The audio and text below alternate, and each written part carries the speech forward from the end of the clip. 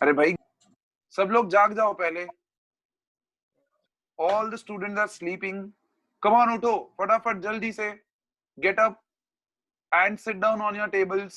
Switch on your cameras. हालत देख लो आप लोगों की. एडवांस पढ़ रहे हो और एक बेसिक सा क्वेश्चन आप लोगों के दिमाग में घुस नहीं रहा है. No, Taksh Patel, I don't want answer from you. Every time you are answering and these people are getting hidden behind your answers.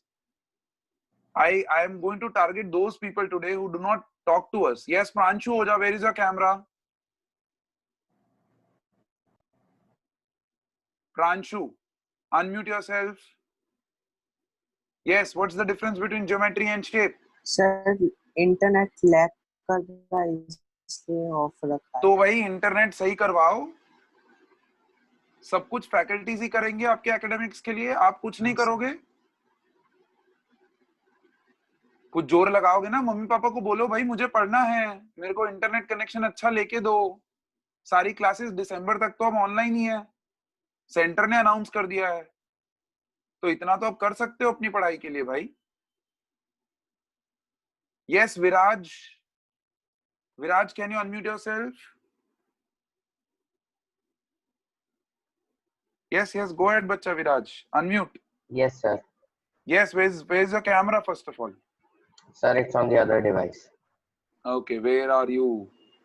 I'm not able to see you. Okay, yeah. Okay, I got you. Yes, what's the difference between geometry and shape?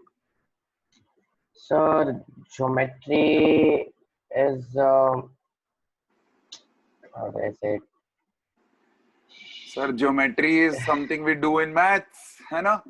And No. shape is something, sir, जो आपका shape है, मेरा shape है. Shape is like a general term. हाँ, shape is like general And- term and geometry is like universal term, है ना? नहीं. तो शेप सर धरती पे यूज करते हैं और ज्योमेट्री यूनिवर्स में, स्पेस में यूज करते हैं. हाँ, इसके अलावा और कोई आंसर है आपके पास? This is the way you are going to answer. This is the way you are attending your classes. इतना टाइम स्पेंड किया जा रहा है आप लोगों के ऊपर in your advance classes as well as in your board. मतलब मैं चाहूं तो सिंस आपका एडवांस में ये चैप्टर हो चुका है, मैं उड़ते हुए ये चैप्टर को उड़ा दूं. फिर भी मैं आप लोगों का हर एक बेसिक कॉन्सेप्ट पढ़ा रहा हूं, हर एक चीज आपको नोट डाउन करवा रहा हूं, और आप लोग यहाँ पर मजाक कर रहे हो यार. हैं? Is this what you are planning to after 12th, विराज? ऐसे एडवांस क्रैक करोगे? No, sir. तो जब बेसिक डिफरेंस ही नहीं पता है ज्योमेट्री और शेप में, तो कैसे आइडेंटिफाई करोगे? क्वेश्चन आ जाएगा कि भाई identify the geometry of the particular molecule. कैसे आइडेंटिफाई करोगे जब पता ही नहीं है ज्योमेट्री और शेप में डिफरेंस क्या है? Yes Kusal Patel, what is the difference between geometry and shape? Yes, sir. Geometry of a molecule can be said that it is the arrangement of a lone pair plus bond pair around the Okay. central atom. Good. And shape is the molecular structure which. अरे एकदम सही जा रहा था, एकदम सही जा रहा था. लास्ट मोमेंट में क्यों टर्न मार लिया? ज्योमेट्री तुमने क्या डिफाइन किया? वापस डिफाइन करो. What is geometry? Geometry is the arrangement of lone pair plus bond pair around the central atom. तो शेप में डिफरेंस क्या हो जाएगा? अगर geometry is loan pair plus bond pair around the central atom, तो shape में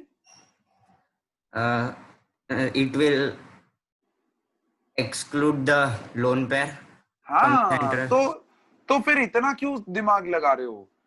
हाँ, कहाँ बाजू में गूगल खोल के बैठे हो? ज्योमेट्री का डेफिनेशन इतना परफेक्ट मेरे को बताया है. सर कहाँ है? पक्का ऑनेस्टली बताओ मेरे को. पक्का? हाँ, लिखा हुआ था नोट्स में. ठीक है, गुड. चलो, so geometry is basically when you take lone pair plus the bond pairs around the central atom.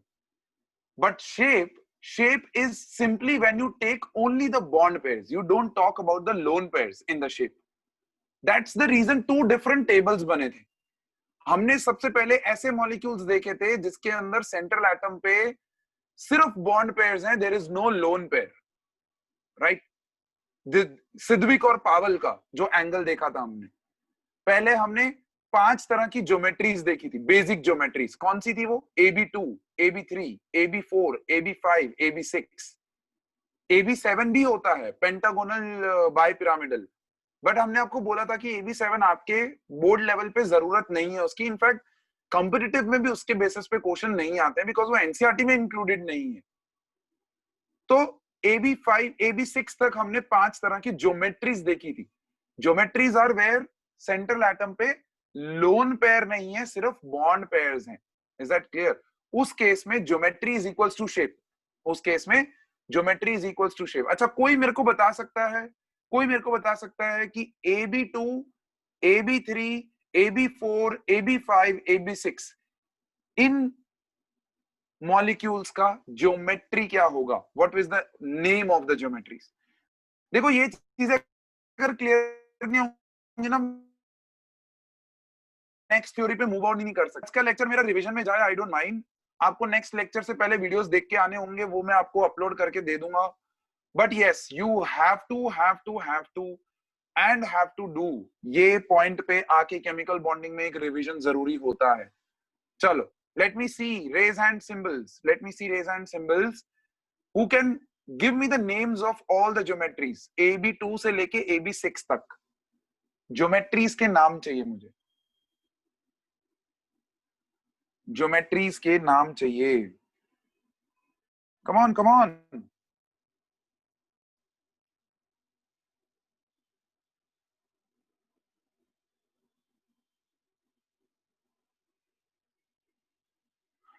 बस यही 3-4 बच्चे हैं जो हमारे साथ दे वांट टू इंटरेक्ट। बाकी सब, विधान प्रजापति थे आप लास्ट क्लास में? Vidhan, were you there in the last class?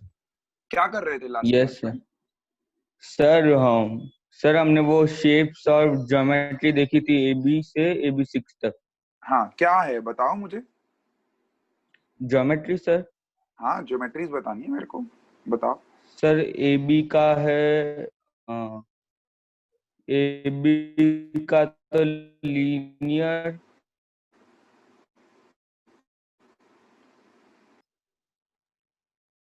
AB2 का लीनियर होता है। ओके ठीक है, मैं यहाँ पर एक ऐसे स्लाइड लिया हुआ है, आप मेरे को बता देंगे। AB2 का ज्योमेट्री आप क्या बता रहे हैं?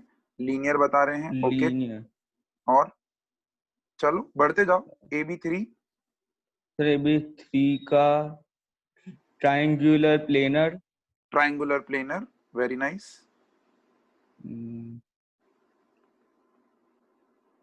बढ़ते जाओ, वेट मत करो मेरा, आगे क्वेश्चन पूछने। AB4 का पिरामिडल। पिरामिडल, अच्छा जी, ओके। अच्छा, ऐसा कुछ नाम सुना है आपने टेट्राहेड्रल करके? हाँ, टेट्राहेड्रल। हाँ, AB4 का ज्योमेट्री टेट्राहेड्रल होता है। ठीक है, चलो AB5? Sir triangular pyramidal. Triangular pyramidal था कि 2 पिरामिड्स थे? Bipyramidal. हाँ, तो ट्राइगोनल बाय पिरामिडल। ठीक है, चलो पिरामिडल, ओके बढ़िया। फिर AB6? AB6 tetrahedral bipyramidal. Tetrahedral bipyramidal, my god. आप भाई ज्योमेट्री के, मैथ्स की ज्योमेट्री पढ़ी है ना आपने? वहां पर ऐसे शेप्स याद नहीं रहते थे? Samyak Shet, tell me. AB6? Sir octahedral. Octahedral shape होगा भाई, ऑक्टाहेड्रल। ठीक है, ये ऐसे मॉलिक्यूल्स हैं जिनमें सेंट्रल एटम जो A जो हमने लिखा है उसके ऊपर सिर्फ बॉन्ड पेयर्स हैं, there are no lone pairs. तो in these cases your geometry is equal to shape. अच्छा, एक छोटा सा करेक्शन है जो मेरी तरफ से गलती हो गई है, वो प्लीज आप नोट डाउन कर लीजिएगा। मैंने ट्राइगोनल बाय पिरामिडल का शेप कुछ ऐसा बताया था, ऐसा कुछ देखा था हमने, trigonal bipyramidal. Everybody yes? जिसके अंदर मैंने बोला था ये 3 एक प्लेन में होंगे, एंगल रहेगा 120 डिग्री और इन दोनों के बीच में एंगल रहेगा 90 डिग्री। यहां तक सब कुछ सही था। मेरे से जो गलती हो गई वो ये हो गई कि ये वाले जो बॉन्ड होते हैं ना, जो ऊपर और नीचे, प्लेन के ऊपर और नीचे, उनको हम लोग एक्सियल बॉन्ड्स बोलते हैं। मैंने आपको इक्वेटोरियल बॉन्ड्स बता दिया, एक्चुअली उल्टा हो गया वो मेरे से। ये एक्सियल बॉन्ड्स होते हैं और ये जो प्लेन के अंदर होते हैं उनको हम लोग इक्वेटोरियल बॉन्ड्स बोलते हैं। तो प्लीज आप जिन्होंने भी लास्ट क्लास में नोट डाउन किया था ये सब चीजें जो मैंने आपको बोली थी, वो वहां पर वो प्लीज करेक्ट कर लेना। एग्जैक्टली जो लिखा हुआ है उसका ऑपोजिट है। The bonds which are up and down the plane they are known as axial bonds, and the one which are in the plane are known as equatorial bonds. Please ये correct कर लीजिएगा। इंसान है भाई, गलती हो जाती है हमारे से भी, but yes I realised it. मैंने अपना वीडियो वापस देखा और मेरे को रियलाइज हुआ कि मैंने उल्टा बता दिया है, so I have to correct it.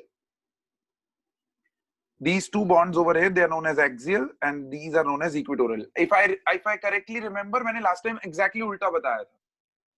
Yes, so just उसको reverse कर लीजिएगा.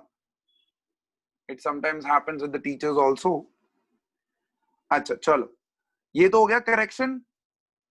चलो अब कौन बता सकता है मेरे को कि ये जो हमने यहाँ पर ज्योमेट्रीज लिखी हैं, इन ज्योमेट्रीज में क्या क्या डिस्टॉर्शंस होंगे? देयर विल बी डिस्टॉर्शंस, है ना? यहाँ पर देखो शेप का कॉलम बना ही हुआ है, तो उसको मैं ऐसे ही रहने देता हूँ, शेप का कॉलम। AB2 में तो कोई भी डिस्टॉर्शन नहीं होगा, वो तो हमने आपको बता दिया था। एक साइड पे अगर लोन पेयर आ भी जाता है तो वो क्या रहेगा? वो लीनियर ही रहेगा। अब AB3 ऑनवर्ड्स क्या डिस्टॉर्शन आते हैं? What are the distortions? You have to tell me in the form of like this: AB2L, AB3L, ऐसा जो भी है ना, where L is lone pair over here. हमने लास्ट क्लास में ये पूरा टेबल देखा है। L की जगह पे कुछ कुछ जगह पे आपको ये E भी लिखा हुआ दिखेगा, E लिखा हुआ दिखेगा। So it's okay, है ना? ऐसा कई बार हो सकता है। AB2E, where E और L is basically representing the lone pair of electrons. ठीक है, चलो कौन कौन बता सकता है मेरे को? हैंड रेस कर दो फटाफट से। AB3 से लेके AB4 तक। पहले तो डिस्टॉर्शन का टाइप बताना है आपको। You have to tell me distortion का टाइप। यहां पर लिखते जाऊंगा मैं डिस्टॉर्शन का टाइप कौन कौन से हैं, और उनके शेप्स आपको बताते जाने मेरे को। ठीक है, only one student, Viraj. Viraj, you can help me with all the distortions. Acha, okay, he has lowered down his hand. Taksh can help me with all the distortions.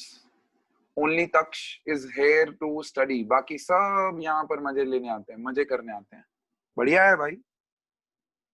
आज का क्लास आपके लिए पनिशमेंट ही समझ लो, क्योंकि next class में आने से पहले आपको लेक्चर्स देख के आने पड़ेंगे। मैं तो खाली रिव्यू करूंगा अब, because this is high time now भाई। आपको जगाना पड़ेगा, ऐसे तो नहीं चलेगा। एडवांस बैच के बच्चे अगर मेरे साथ ऐसे इंटरेक्शन करेंगे, then how that is going to help me? Yes, Taksh, go ahead. Give me AB3 का distortion दीजिए मुझे। Yes, sir. Yes. Tell me. Sir, yes, sir. Sir, AB3 का pyramidal होगा. For example, NH3. AB3 का distortion बताओ मुझे। AB3 का distortion बताना है कि सर AB3 में पहला डिस्टॉर्शन सर आप ये देखोगे AB2L। ओके, समझ में आया? हाँ सर।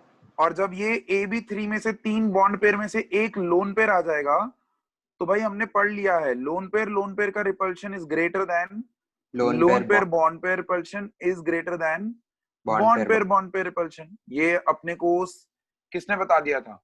सिद्विक और पावल के बाद कौन आए थे? नायोम एंड गिलिस्पी। उन्होंने हमको बता दिया था कि ये जो चीज है ये होने वाली है। तो भाई AB2L क्या शेप रहेगा? अब यहाँ पर था ट्रायगोनल प्लेनर, शेप और ज्योमेट्री सेम था, लेकिन एक लोन पेयर आने की वजह से शेप में कुछ प्रॉब्लम आ जाएगा। और वो शेप का नाम क्या था सर? Bend shape. बहुत बढ़िया, बेंड शेप। अच्छा, इसके आगे ये जो एग्जांपल्स हैं, प्लीज वो एग्जांपल्स याद कर लो। ये एग्जांपल्स बहुत इंपॉर्टेंट है, लुईस डॉट स्ट्रक्चर से आपको देखने को मिलेंगे। यस, संतृप्त वैद्य। संतृप्त, can you help me? Sir yes Taksh.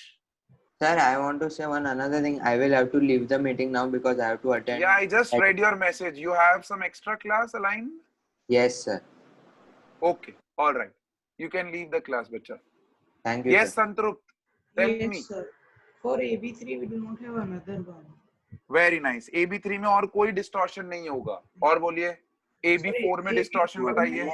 AB3L होगा AB3L होगा एक, और दूसरा AB2L2 होगा। वेरी नाइस, AB2L2 होगा। AB3L का मतलब 4 बॉन्ड पेयर में से एक लोन पेयर हो गया अब, और 3 बॉन्ड पेयर हैं, तो उस केस में शेप क्या रहेगा? उसमें ट्रायंगुलर पिरामिडल। हाँ, ट्रायंगुलर पिरामिडल नहीं, सिर्फ पिरामिडल मेरे बच्चे, सिर्फ पिरामिडल फर्स्ट केस में। अच्छा, AB2L2 में क्या शेप रहेगा? Bend shape. बेंड शेप नहीं होगा वो बच्चे, वी शेप हो जाएगा।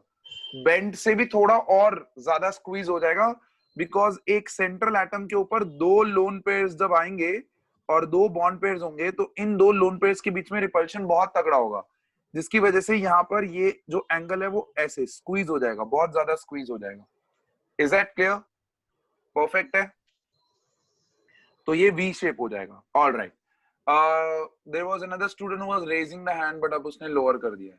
अच्छा Santript, can you help me with trigonal bipyramidal के हेल्प कर सकते हो मेरे को? What will be the? Santript, can you unmute yourself? Yes yes sir. और दूसरा होगा AB4L, वेरी नाइस, AB4L, फिर AB3L2 AB3L2, बहुत बढ़िया, और AB2L2। Very nice, AB2L3 not L2, AB2L3। 5 तो दिखना ही चाहिए, ये 5 तो होगा ही। अब वो 5 हो सकते हैं डिस्ट्रीब्यूशन, या तो बॉन्ड पेयर सारे के सारे बॉन्ड पेयर्स, जैसा कि हमने यहाँ देखा, या तो हो सकता है 4 बॉन्ड पेयर्स एक लोन पेयर, या हो सकता है 3 बॉन्ड पेयर्स 2 लोन पेयर्स, या फिर reverse 2 bond pairs 3 lone pairs. बता दो अगर शेप्स याद है तो। AB4L में AB4L का होगा सीसॉ। वेरी नाइस, सीसॉ, बहुत बढ़िया। फिर AB3L2 में T वाला, very nice, T shape, okay. और AB2L3 में sir linear. Very nice, linear shape आ जाएगा भाई यहाँ पर। अरे भाई देख लो, ये बच्चे जो पढ़ के आ रहे हैं उनको कितना फायदा हो रहा है। अच्छा, ये कहाँ से पता चलेगा कि भाई कितने लोन पेयर्स हैं या कितने बॉन्ड पेयर्स हैं? ये आपको पता चलेगा लुईस डॉट स्ट्रक्चर्स, वो आपने ड्रॉ करना सीख लिया है, उसकी प्रैक्टिस हो गई है, वहां से आपको पता चल जाएगा कि कितने बॉन्ड पेयर्स हैं और कितने लोन पेयर्स हैं। देखो, बॉन्ड पेयर्स गिनने हैं, बॉन्ड पेयर ऑफ इलेक्ट्रॉन्स नहीं गिनना है। मैं बीपीई नहीं लिख रहा हूं, मैं बीपी लिख रहा हूं, मतलब बॉन्ड पेयर्स, लोन पेयर्स। मतलब अगर आपके पास लोन पेयर इलेक्ट्रॉन 1 2 3 4 है एक एटम के ऊपर, तो लोन पेयर उसके ऊपर 2 है, लोन पेयर उसके ऊपर 2 है। Alright, okay. चलो जयनील पटेल, ऑक्टाहेड्रल का मेरे को डिस्टॉर्शंस बता दो। Yes, sir. Sir, AB5L1 very nice, AB5L, and AB4L2. Very nice, AB4L2। बोलो शेप्स, बोलो दोनों के। Sir, AB5L का square pyramidal very nice, square pyramidal. और बढ़ते जाओ आगे। AB4L2 square planar. Very nice, AB2L2 is square planar. बहुत बढ़िया, ये चीज आपको ध्यान में रखनी है। ये 2 टेबल्स आपकी जिंदगी के बहुत इंपॉर्टेंट टेबल्स हो जाने वाले हैं। इन टेबल्स का आपको ध्यान रखना है, डिस्टॉर्शन किस किस में कैसा आ रहा है, प्लस उस डिस्टॉर्शन के शेप्स का नाम क्या है। अच्छा, वापस एक बार क्लियर कर दूं, AB3 का डिस्टॉर्शन होता है, AB3 का डिस्टॉर्शन होता है AB2L।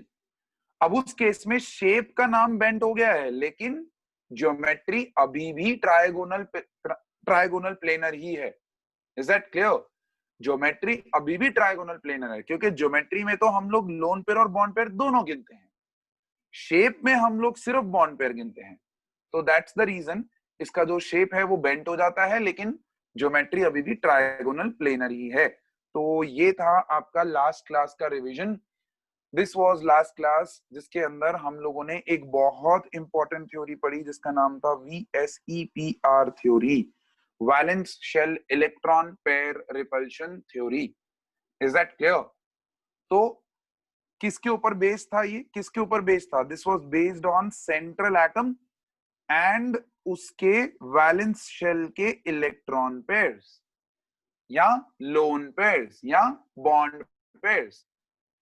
सेंट्रल एटम के अराउंड जो भी बॉन्ड पेयर्स हैं, लोन पेयर्स हैं, या जो भी उसके इलेक्ट्रॉन पेयर्स हैं, ऐसा बोल सकते हैं, तो उन इलेक्ट्रॉन पेयर्स के बीच का रिपल्शन। अच्छा, वो इलेक्ट्रॉन पेयर्स भी कौन से वाले गिने उन्होंने?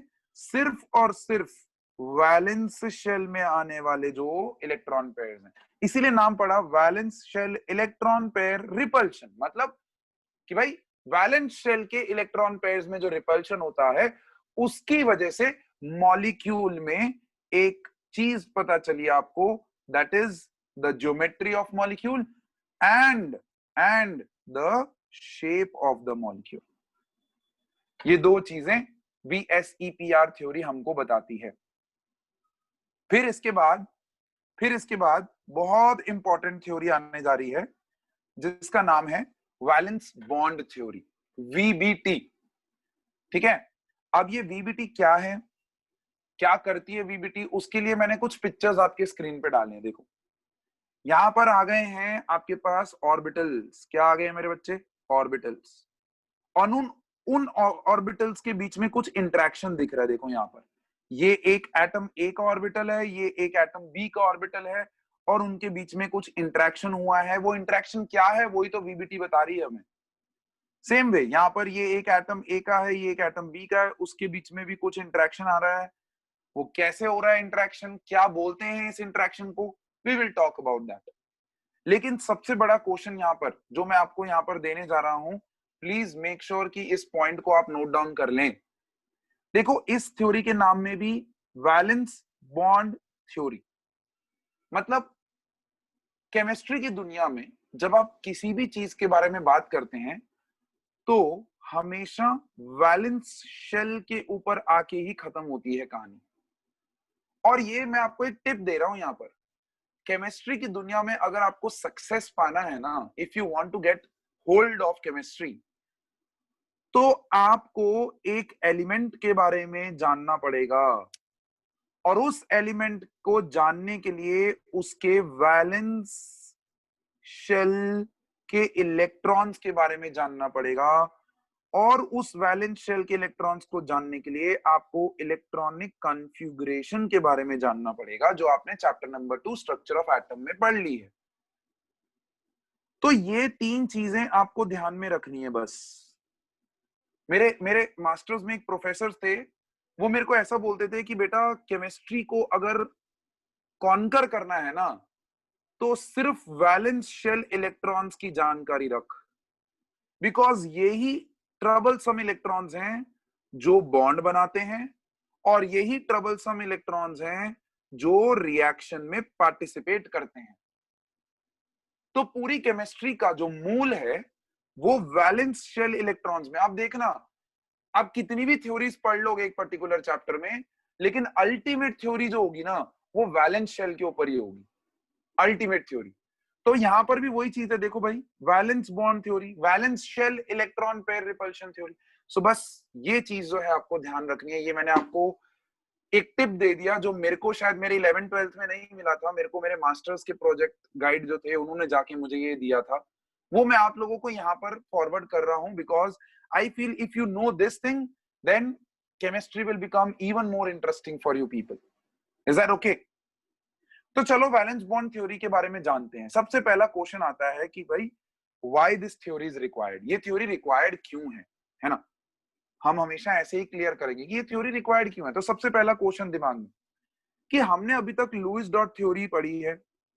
उस लुईस डॉट थ्योरी में हमने पढ़ा कि H और H के बीच में सिंगल डंडी बांध दो तो H2 जो है वो स्टेबल हो जाता है, O और O के बीच में डबल डंडी बांध दो तो वो स्टेबल हो जाता है, N और N के बीच में ट्रिपल डंडी बांध दो तो। लेकिन ये ट्रिपल डंडी जो बांधी, इस ट्रिपल डंडी के पीछे का राज क्या है? What is the mystery behind this triple डंडी? What is the mystery behind this double डंडी? व्हाई सिंगल डंडी, व्हाई डबल डंडी, व्हाई ट्रिपल डंडी? ये जो चीज है वो लुईस जो है वो क्लियर नहीं कर पाया। उसने ये बताया कि ऑक्टेट कंप्लीट करने के लिए शेयरिंग जो है वो 2 से ज्यादा करनी पड़ेगी, 2 एटम्स को अपने बीच, अपना ऑक्टेट कंप्लीट करने के लिए। लेकिन उनके इस शेयरिंग में किस तरह की फोर्सेस ऑपरेट करेंगी वो लुईस एक्सप्लेन नहीं कर पाया, वो लुइस एक्सप्लेन नहीं कर पाया। Is that clear?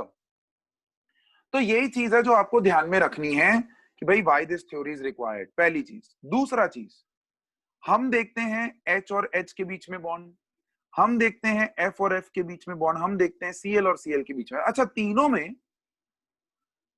तीनों में सिंगल कोवलेंट बॉन्ड है रे, तीनों में सिंगल कोवलेंट बॉन्ड है। अब अगर तीनों में सिंगल कोवलेंट बॉन्ड है तो भाई इन बॉन्ड को तोड़ने के लिए जो भी एनर्जी लगती है, जिसको हम बॉन्ड एनर्जी बोलते हैं, वो एग्जैक्टली सेम होना चाहिए था, हाँ कि ना? होना चाहिए था सेम। लेकिन जब इन तीनों की बॉन्ड एनर्जीज को कैलकुलेट करने का जिम्मा उठाया और जब उसको कैलकुलेट किया तो पता चला कि तीनों की बॉन्ड एनर्जी जो है उनके बीच में बहुत ज्यादा डिफरेंस है, थोड़ा नहीं बहुत ज्यादा डिफरेंस है। तो ऐसा क्यों? तीनों के बॉन्ड लेंथ को जब देखा गया, है तो सिंगल बॉन्ड ही। अब अगर सिंगल बॉन्ड है तो बॉन्ड लेंथ भी सेम होना चाहिए था, बट तीनों का बॉन्ड लेंथ भी डिफरेंट है। तो भाई ये डिफरेंस इन बॉन्ड पैरामीटर्स जो है वो अपना लुइस जो है वो एक्सप्लेन नहीं कर पाया, वो अपना VSEPR जो है वो एक्सप्लेन नहीं कर पाया। तो उसके लिए ये थ्योरीज यहां पर डेवलप हुई। Third question, but the last question, that is simple covalent bonding का जो कॉन्सेप्ट है, it gives no idea about the shapes, about the geometry. Sir उसके लिए हमने VSEPR पढ़ा तो सही। अरे हाँ बाबा आपने पढ़ा, लेकिन आपने देखा कहीं पे भी VSEPR ने एक्सप्लेनेशन नहीं दिया। VSEPR ने एक्सप्लेनेशन कहीं पे भी नहीं दिया, मॉलिक्यूलर एटॉमिक लेवल पे एक्सप्लेनेशन नहीं है। उन्होंने तो बता दिया कि भाई लोन पेयर रिपल्शंस की वजह से ये सब हो रहा है, बट क्यों हो रहा है, ऐसा क्यों हो रहा है, तो वो एक्सप्लेनेशन जो है वो आपको ये आने वाली 2 थ्योरीज के अंदर मिलेगा। ये 2 थ्योरीज आपकी लाइफ की बहुत इंपॉर्टेंट थ्योरीज बन जाने वाली हैं। Particularly I would say VBT जो है वो आपको 12th के बोर्ड एग्जामिनेशन तक बहुत परेशान करेगा, not only in your inorganic chemistry but in your organic chemistry as well. Organic chemistry में आज का जो टॉपिक हम पढ़ेंगे, ऑर्गेनिक केमिस्ट्री में इसका भरपूर यूज है। Is that clear? So these 2 theories one by one we are going to do. Valence bond theory जिसको शॉर्ट में VBT, मॉलिक्यूलर ऑर्बिटल थ्योरी जिसको शॉर्ट में MOT। तो चलो वैलेंस बॉन्ड थ्योरी के बारे में पढ़ते हैं। वैलेंस बॉन्ड थ्योरी जो है वो वंस अगेन 4 साइंटिस्ट ने मिलकर दिया था। कौन थे वो 4 साइंटिस्ट? पहले 2 साइंटिस्ट आए इन द ईयर 1927 जिनका नाम था Hitler and London. It's not Hitler, ठीक है, वो जर्मन वाला हिटलर नहीं है, it's Hitler, HEI, right. Hitler and London in the year 1927 they gave the first spark of how the bonding is taking place between 2 atoms, correct? फिर वो concept में थोड़ा फेलियर आया, तो पॉलिंग और Slater in the year 1931 they gave some amendments in the theory. अब अगर आपको याद हो वेस्पर थ्योरी दिया गया था इन द ईयर 1937 और नहीं 1940 और उसको अमेंड किया गया था इन द ईयर 1957। याद है किसी को भी? अगर याद हो, ये 2 ईयर थे हमारे वेस्पर थ्योरी के, VSEPR। तो सर VBT थ्योरी तो वेस्पर से पहले बन गई है, देखो VBT थ्योरी वेस्पर से पहले बन गई है। You are perfectly noting it right. VBT theory VSEPR से पहले ही आई है, लेकिन VBT थ्योरी का कंप्लीशन जो है वो वेस्पर थ्योरी आने के बाद हुआ। ये तो इनिशियल स्पार्क है भाई। 1927 और 31 जो है वो इनिशियल आइडियाज थे। इस थ्योरी को कंप्लीट होते होते 1957 के बाद के सालों में जाके ये कंप्लीट हुई, क्योंकि जब ये वेस्पर ने अपना डिटेलिंग दिया तो उसके बाद जो है काफी सारे कॉन्सेप्ट्स VBT में और क्लियर हुए, खुल के सामने आए, और फिर वो अमेंडमेंट्स को परफेक्टली लिया गया। Is that clear? अब ये जो VBT थ्योरी है, it is based on wave mechanical model और quantum mechanical model of the atom. Structure of atom में पढ़ के आए हो ना, क्वांटम नंबर्स के बेसिस पे आपने ऑर्बिटल्स पढ़े, शेल्स पढ़े, सब शेल्स पढ़े। तो since it is based on wave mechanical model, तो आपके स्क्रीन के ऊपर कुछ आया है, देखो कुछ कुछ तो आया है। ये है शेप्स ऑफ डिफरेंट ऑर्बिटल्स। आपको मुझे बताना है कि ये तीनों ऑर्बिटल्स इन शेप कौन से शेप में है, मतलब name of the shape, and you have to tell me that which orbital belongs to which name. जैसे रेड वाला है तो वो एस का है, पी का है, डी का है या एफ का है। ऑरेंज वाला या येलो वाला है वो किसका है, ब्लू वाला है वो किसका है। अब इतना तो मैं एक्सपेक्ट कर सकता हूं एडवांस के स्टूडेंट से। I am expecting this much from advance batch students. भाई सबके हाथ खड़े होने चाहिए, जिनके भी हाथ यहाँ पर खड़े नहीं होंगे उनके लिए बहुत ट्रबल हो जाने वाला है। Yes Drishti Agarwal, go ahead, unmute yourself. Yes, sir. Yes, tell me. The first one is s orbital. Very nice. It's s orbital. Can you name the shape over here? Sir, it's x on one only. One shape only s orbital. Sorry? Sir, in s orbital there is only one shape. Spherical. हाँ तो shape का नाम क्या है? Spherical. Yes, that is what I'm asking. So it's a spherical shape. Very nice. Okay. Samyak shade, can you tell me yellow, orange वाला जो है? Sir, p orbital. P orbital. Okay. What is the name of the shape? Dumbbell. Very nice. It's a dumbbell shape. Good. Pranshu Oja, can you unmute yourself?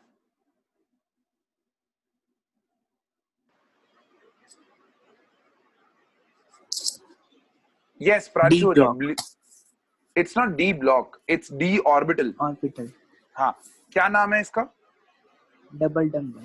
Very nice. It is known as double dumbbell.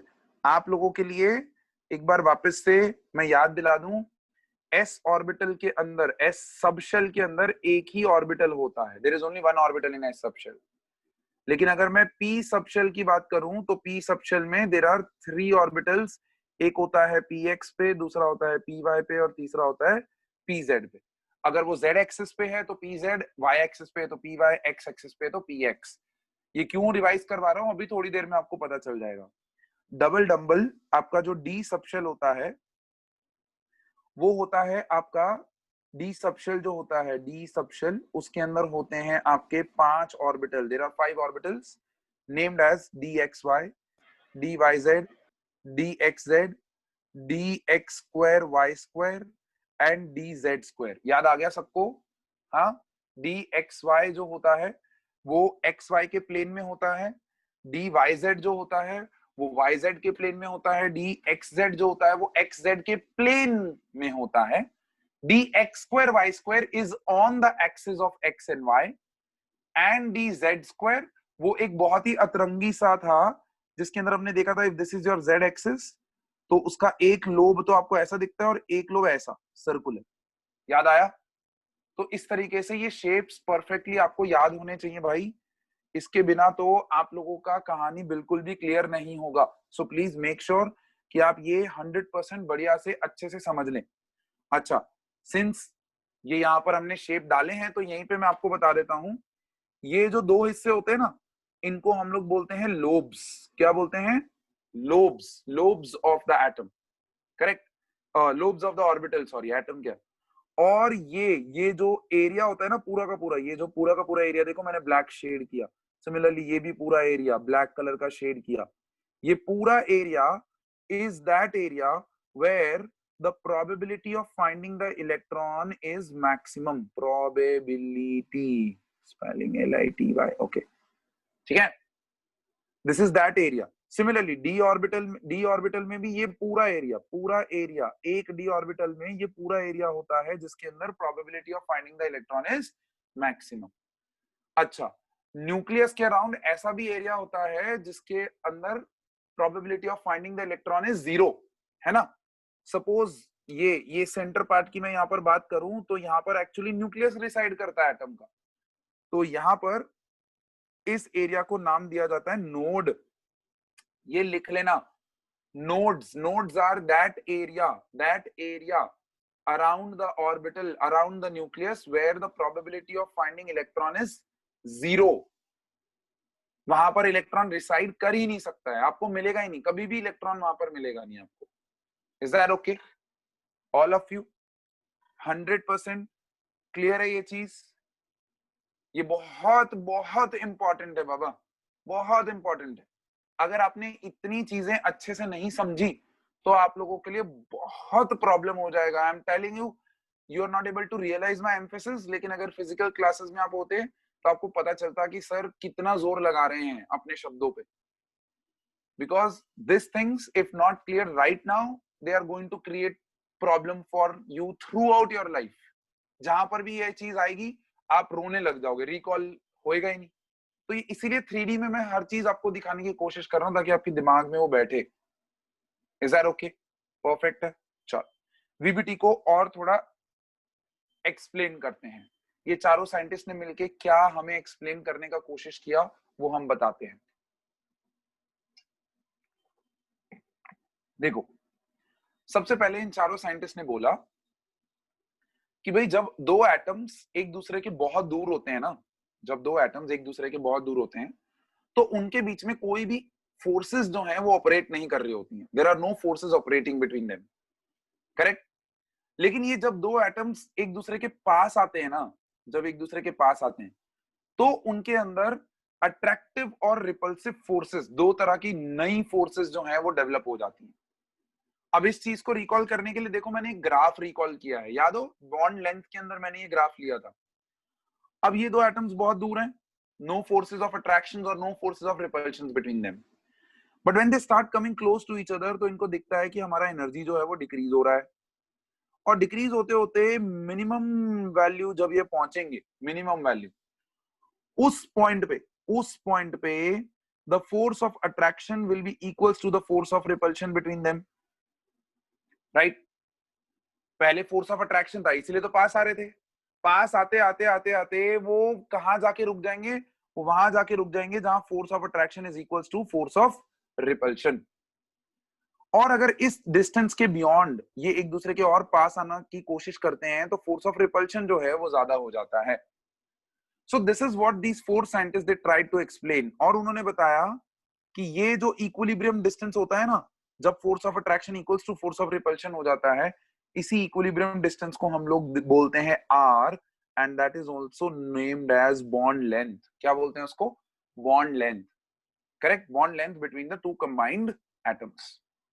अब ध्यान रखो यहां पर, so there are new forces. What are those forces? एक होंगी attractive forces, दूसरी होंगी repulsive forces. Attractive forces कहां डेवलप होती हैं, रिपल्सिव फोर्सेस कहां डेवलप होती हैं? उसके लिए हम एक मॉलिक्यूल ले लेते हैं जिसमें समझाना इजी हो जाता है। मैंने सिंपलेस्ट मॉलिक्यूल लिया है H2। इस H2 में एक एटम को मैंने नाम दिया है HA, दूसरे एटम को नाम दिया मैंने HB। अब समझाने की कोशिश कर रहा हूं। देखो अट्रैक्टिव फोर्सेस कहां कहां होंगी, चलो देखो आपके स्क्रीन पे एक ब्यूटीफुल सा फिगर आया है जहां पर there is this nucleus of atom A, there is nucleus of atom B। अब न्यूक्लियस ऑफ एटम B और उसके इलेक्ट्रॉन के बीच में there is a force of attraction, right? So the first kind of forces of attraction are nucleus of one atom and its own electron, nucleus of one atom and its own electron, that is ये जो black में दिख रहा है आपको, देखो ये जो ब्लैक में आपको दिख रहा है एटम A उसी का इलेक्ट्रॉन, एटम B उसी का इलेक्ट्रॉन। बट जब ये दो एटम्स बहुत पास आ जाते हैं एक दूसरे के तो new forces of attractions develop होती हैं, that is nucleus of one atom and electron of second atom. देखो nucleus of A and electron of B, ये जो पिंक कलर का आपको दिख रहा है, this is the new force of attraction, this is the new force, this is the old force, correct? Similarly यहां पर nucleus of B and electron of A, once again new force of attraction, correct है? बट इसके साथ साथ forces of attraction अगर आ रही हैं तो उसके साथ साथ न्यूटन बोलता ही है every action has equal and opposite reaction. तो अगर अट्रैक्टिव फोर्सेस है तो उसके सामने रिपल्सिव फोर्सेस भी आ रही होंगी, correct? So what are those repulsive forces? उसके लिए दूसरा फिगर आपकी स्क्रीन पे आ रहा है। देखो रिपल्सिव फोर्सेस होगा, एक होगा nucleus of A and nucleus of B के बीच में, और एक होगा electron of A and electron of B के बीच में। So there are two forces of repulsions, electron of A and electron of B, two forces of repulsions, electron of A, electron of B, nucleus of A, nucleus of B. लेकिन इन चारों scientist ने एक चीज बहुत दावे के साथ बोली, वो थी ये, उन्होंने बोला कि अगर कोई मॉलिक्यूल एग्जिस्ट कर रहा है, if any molecule is existing, that means उनके अंदर फोर्स ऑफ अट्रैक्शन का magnitude is stronger than force of repulsion. Force of attraction का magnitude is stronger than force of repulsion. वो जब तक है दो कंबाइनिंग एटम्स के बीच में, जब तक ये कंडीशन सेटिस्फाई हो रही है, तब तक वो अपने कंबाइंड फॉर्म में रहेंगे, वो अपने कंबाइंड फॉर्म में स्टेबली रहेंगे। जैसे ही force of repulsion will become greater than force of attraction, the molecule will break into its constituent atoms. The molecule will break into its constituent atoms. ये बहुत इंपॉर्टेंट चीज है। ये आपको अभी लग रहा है कि ये बहुत छोटा सा कॉन्सेप्ट सर ने दिया है, but this is a very very very important concept. ये चार साइंटिस्ट ने दावे के साथ ये चीज तो बोल दी। अब अगर force of attraction force of repulsion के मैग्नीट्यूड से ज्यादा है, फोर्स ऑफ अट्रैक्शन का मैग्नीट्यूड फोर्स ऑफ रिपल्शन से ज्यादा है, तो इन चारों साइंटिस्ट ने एक कॉन्सेप्ट दिया, मिलके एक कॉन्सेप्ट दिया। वो क्या था? वो था ये कॉन्सेप्ट ऑफ ओवरलैपिंग। उन्होंने बोला कि जब दो एटम्स, जैसे कि मैंने यहाँ पर HA और HB लिया था, ध्यान से देखिएगा बच्चे, this is 1s1, this is 1s2, oh sorry this is also 1s1। अब ये हाइड्रोजन का पहला एटम, ये हाइड्रोजन का दूसरा एटम, दोनों में s ऑर्बिटल है। तो वो बोले कि ये जो s ऑर्बिटल है ये तो स्फेरिकल होता है, ये भी s ऑर्बिटल जो है वो स्फेरिकल होगा। They are very far away from each other, धीरे धीरे they come close to each other. Close आने पे होता क्या है कि ये अपना एक इलेक्ट्रॉन और ये अपना एक इलेक्ट्रॉन किस में डाल देता है भाई? शेयरिंग में डाल देता है। अब वो शेयरिंग कैसे होती है वो उन्होंने समझाया in the form of concept of overlapping, in the form of concept of overlapping. क्या बोला उन्होंने? क्या बोला? उन्होंने बोला कि भाई जब ये दो एटम्स बहुत पास आ जाते हैं, तो इन दोनों एटम्स के जो ऑर्बिटल्स हैं, कौन से ऑर्बिटल्स? ध्यान से सुन लेना, वैलेंस शेल ऑर्बिटल्स। कौन से ऑर्बिटल्स मेरे बच्चे? Valence shell orbitals. उन्होंने बोला कि ये जो दो हमारे जो कंबाइनिंग एटम्स हैं, उन कंबाइनिंग एटम्स के वैलेंस शेल ऑर्बिटल्स जो हैं, उन दोनों के बीच में एक चीज हो जाएगी, एंड दैट चीज उनको उसने नाम दिया मर्जिंग। वो एक दूसरे के साथ मर्ज कर जाएंगे। क्या कर जाएंगे? एक दूसरे के साथ मर्ज कर जाएंगे। और ये जो मर्जिंग होता है ना, ये मर्जिंग को उन्होंने नाम दिया, इस प्रोसेस को, इस कॉन्सेप्ट को उन्होंने नाम दिया ओवरलैपिंग। क्या नाम दिया मेरे बच्चे? Overlapping. Very very important, overlapping. तो ये ध्यान से प्यार से समझ लो यार, इतने प्यार से आई थिंक कहीं पे भी समझ में नहीं आएगा आपको। So please understand this. Is that okay? Yes, I will give you time to note down. I'll give you time to note down. Okay? और अगर आपका नोट डाउनिंग का स्पीड मेरे स्पीड के साथ मैच नहीं कर रहा है, तो प्लीज डोंट वरी, आपको वीडियो रिकॉर्डिंग्स मैं डाल देता हूं, तो आप वहां पर बैठ के you can just jot down, है ना? कहीं पे अगर नोट डाउनिंग करने के लिए छूट जाता है तो you can just note down after seeing the video कि हाँ इस पॉइंट पे सर कुछ समझा रहे थे, क्या था वो मेरे को लिखना है। Is that okay? चलो अभी ध्यान से सुनो। ये चारों साइंटिस्ट, कौन कौन से चार scientist? Heitler and London and Pauling and Slater. इन चारों साइंटिस्ट ने मिलकर ये कॉन्सेप्ट दिया, कॉन्सेप्ट ऑफ ओवरलैपिंग। उन्होंने बोला कि दो एटम इतना स्ट्रांगली अपने आसपास आते हैं कि उनके वैलेंस शेल के जो ऑर्बिटल्स हैं, they merge with each other. This concept is known as overlapping. लेकिन उन्होंने यहां पर बहुत स्ट्रांगली ये चीज क्लियर की कि ये जो मर्जिंग है ना, ये जो मर्जिंग है बिटवीन द टू ऑर्बिटल्स, ये मर्जिंग मैक्सिमम 50% ही हो सकती है, मैक्सिमम 50% ही हो सकती है। Is that clear all of you? इससे ज्यादा ओवरलैपिंग पॉसिबल ही नहीं है। क्यों पॉसिबल नहीं है? क्योंकि उन्होंने बोला अगर इससे ज्यादा वो मर्जिंग करते हैं, इससे ज्यादा वो अगर ओवरलैपिंग करते हैं तो रिपल्सिव फोर्सेस जो हैं वो स्ट्रांग हो जाती हैं and molecule starts to become unstable.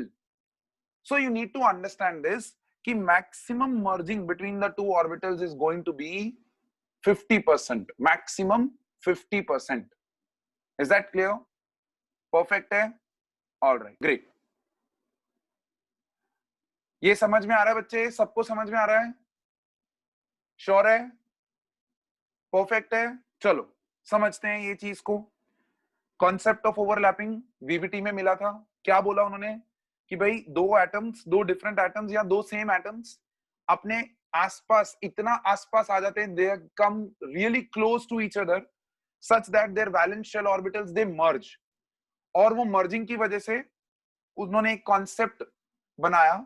इस कॉन्सेप्ट को प्लीज करेक्ट करिएगा। This merging of valence shell orbitals, देखो ये मैं पर्पसली ऐसे मिस्टेक्स रखता हूं, पता है क्यों? क्योंकि ये आपके दिमाग में क्लिक रहेगा। सर ने यहाँ पर एरो डाल के, क्योंकि ये these are the words you are going to miss, these are the words you are going to miss. अगर आएगा ना define overlapping, these are the words you are going to miss. The merging of valence shell orbitals of two not only different but also same atoms, not only different but also same atoms. So the merging of valence shell orbitals of two same slash different atoms with each other is called as overlapping. अच्छा, अगर ये red colour आपको दिख ना रहा हो तो वो रेड कलर में ओवरलैपिंग लिखा हुआ है। If it is not visible, I suppose थोड़ा सा वो कलर कोऑर्डिनेशन खराब हो गया है यहाँ पर, ठीक है?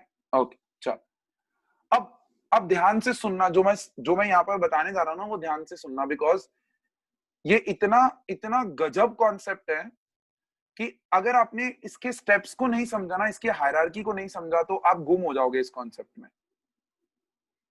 ये चारों साइंटिस्ट ने मिलकर ये ओवरलैपिंग का कॉन्सेप्ट दिया, और जब उन्होंने ये कॉन्सेप्ट दिया तो बाकी के जो साइंटिस्ट वो थोड़ा सा इनसे जेलस हो गए और उन्होंने इसके अंदर खामियां निकालनी शुरू कर दी। क्या कर दी? खामियां निकालनी। They started finding out the problems in this concept. तो उन्होंने सबसे पहला प्रॉब्लम बताया। उन्होंने बोला कि भाई अगर मैं s ऑर्बिटल की बात करूं, ध्यान से सुनना मेरे बच्चे ये चीज, अगर मैं s ऑर्बिटल की बात करूं तो ये है मेरा न्यूक्लियस और ये है मेरा s ऑर्बिटल। स्फेरिकल होता है ना, तो ये तो पूरा एरिया जो है उसके अंदर इलेक्ट्रॉन आपको दिखता है। लेकिन अगर मैं p ऑर्बिटल की बात करूं, अगर मैं p ऑर्बिटल की बात करूं या मैं d ऑर्बिटल की बात करूं, तो उस केस में ये अगर मेरा न्यूक्लियस है, ध्यान से देखिएगा बच्चे, और ये अगर मेरा p ऑर्बिटल है इस तरीके से, तो उसका जो एरिया है वो यूनिफॉर्म नहीं है। देखो यहां पर यूनिफॉर्म एरिया है, s में आपका यूनिफॉर्म स्फेरिकल एरिया है, बट p में यूनिफॉर्म एरिया नहीं है, p में it's a dumbbell shape. Is that clear? तो उन्होंने बोला कि अब अगर मैं एटम को यहां पर काटूं इस तरीके से, देखो ये एटम को मैंने काटा, बीच में से काटा, तो ये जब मैं काटता हूं तो इस रेड कलर की जो लाइन, जो मैंने यहां पर डैश लाइन बनाई है, इसको मैं बोलता हूं न्यूक्लियर एक्सिस। क्या बोलता हूं मेरे बच्चे? Nuclear axis. Similarly p orbital को भी मैंने काटा, देखो p ऑर्बिटल को भी मैंने काटा, उसको मैं बोलता हूं न्यूक्लियर एक्सिस वंस अगेन। तो सर इसमें प्रॉब्लम क्या है? What was the problem? Problem तो अभी मैं बता रहा हूं। उन्होंने क्या बोला? उन्होंने बोला कि ये जो आपका p ऑर्बिटल है, इसको आप हॉरिजॉन्टली ना रख के वर्टिकली अज्यूम करो, हॉरिजॉन्टली ना रख के वर्टिकल अज्यूम करो। हमको पता है ना p ऑर्बिटल तीन तरह के होते हैं, px होता है, py होता है, pz होता है। तो अब अगर मैं एटम को काटता हूं बीच में से, तो मेरे न्यूक्लियर एक्सिस तो यहीं पे हैं, they are at the same place only. लेकिन ब्लैक कलर में, यहां पर देखो ब्लैक कलर में मेरे जो ऑर्बिटल एक्सिस हैं, ये मेरे ऑर्बिटल एक्सिस हो गए ना मेरे बच्चे, ये मेरे ऑर्बिटल एक्सिस हो गए। तो वो बोले कि s being spherical in shape, इसको तो किसी भी डायरेक्शन से अगर आप देखोगे तो इसके न्यूक्लियर एक्सिस और orbital axis are always going to be along each other, they are always going to be along each other.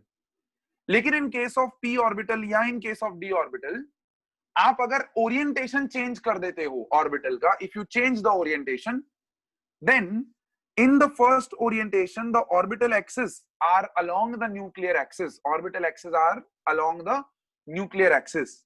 Whereas in second case, my orbital axes have become perpendicular to the nuclear axis.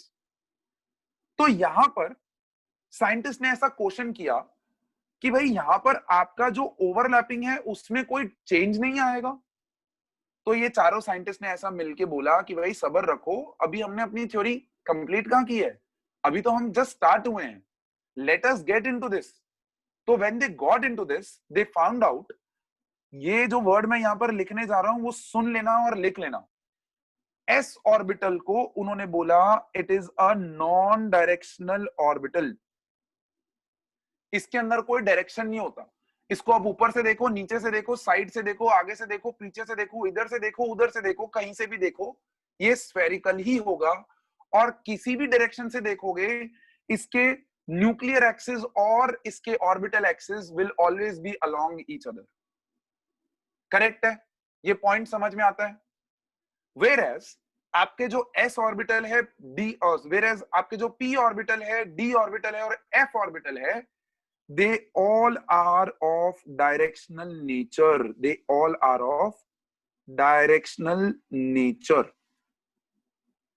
तो भाई आपका p d f orbital directional होता है, whereas आपका जो s orbital है वो non directional होता है। ये जो शब्द मैं बोल रहा हूं ना, इन शब्द की भावनाओं को समझना, इन शब्द को लिख लेना, बिकॉज ये शब्द आपको कहीं नहीं मिलेंगे, एनसीईआरटी में कहीं पे भी नहीं है, एडवांस टेक्स्ट बुक में कहीं नहीं मिलेंगे आपको। ये शब्द हमारे मास्टर्स के लैंग्वेज से आ रहे हैं, but if you know these words your concept of orbital overlapping will become super super duper. Is that clear? Perfect है। तो S orbital non directional, P D F orbital directional. क्यों? क्योंकि इनके अंदर ओरिएंटेशन चेंज करने पे आपके orbital axis और आपके जो न्यूक्लियर एक्सिस है उनमें एंगल वेरिएशंस आ रहे थे, उनमें एंगल वेरिएशंस आ रहे थे। अब ध्यान से सुनना। फिर दूसरा प्रॉब्लम, ये तो पहला प्रॉब्लम था। अब प्रॉब्लम्स का जब लिस्ट बनाना शुरू हुए तो दूसरा प्रॉब्लम भी बोल दिया। क्या बोला दूसरे प्रॉब्लम में, वो मैं यहां पर ब्लू में लिख देता हूं। सेकंड प्रॉब्लम, उन्होंने बोला कि भाई ये मेरा न्यूक्लियस है और ये मेरा एस ऑर्बिटल है। चलो एस ऑर्बिटल तो हम समझते हैं कि वो स्फेरिकल होता है, तो स्फेरिकल होता है तो उसके अंदर एक ही लोब होता है, there is only one lobe, right. लेकिन अगर मैं p ऑर्बिटल d ऑर्बिटल की बात करूं तो p orbital d orbital f orbital में तो मेरे पास दो लोब होते हैं, एक लोब ये और दूसरा लोब ये। अरे होते हैं कि नहीं, है ना। और ये दो लोब्स कैसे बने हैं? ये दो लोब्स हैं probability area around the nucleus where the probability of finding the electron is maximum. और ये जो चीज है वो सोल्यूशन किसने दिया था? वो दिया था अपने को श्रोडिंगर भाई साहब ने।